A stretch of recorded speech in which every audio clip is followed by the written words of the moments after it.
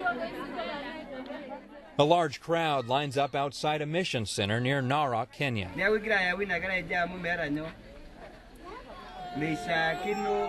The wait, about 2 hours to get in the door.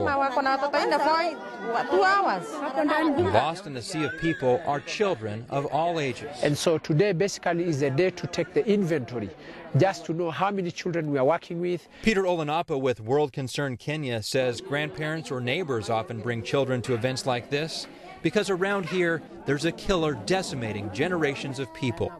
This gathering is to connect orphans or vulnerable children with help.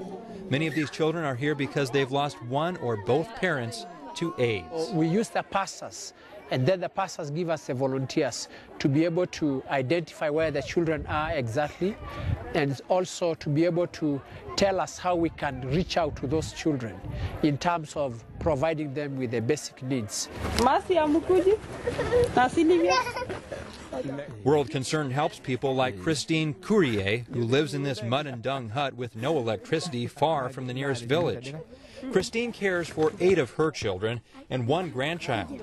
Her husband likely died from AIDS. Since his death, Christine's isolation grew. Pastor Boniface Kugatha translates. When she started learning from World Concern and meeting other widows and other orphans, she came to learn that she is not alone. Because of World Concern, Christine has received training in basic health care, farming, and child care. Her children have a chance to go to school.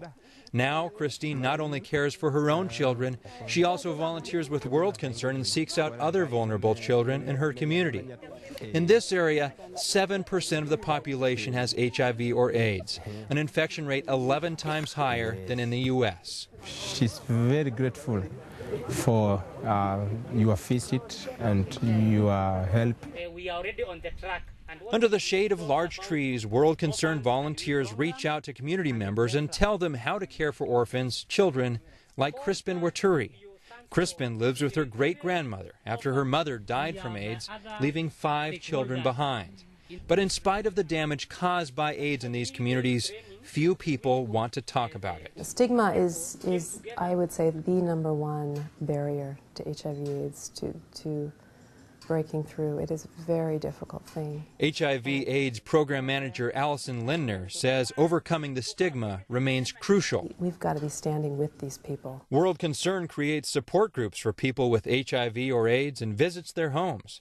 Field workers give them clean water supplies, knowledge about how to keep as healthy as possible, and education and tools to stop spreading the virus.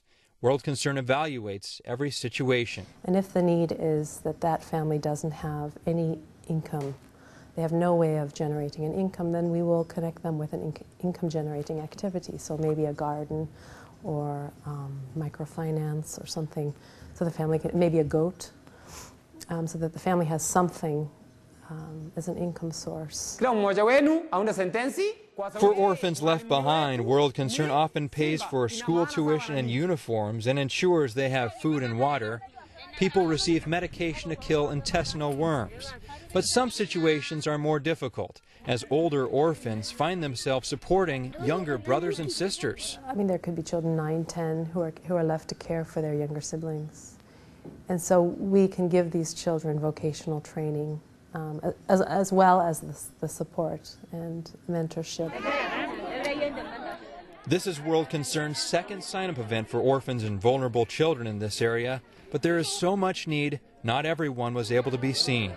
World Concern plans to hold a 3rd sign-up day because more AIDS orphans are waiting. World Concern, life, opportunity, hope.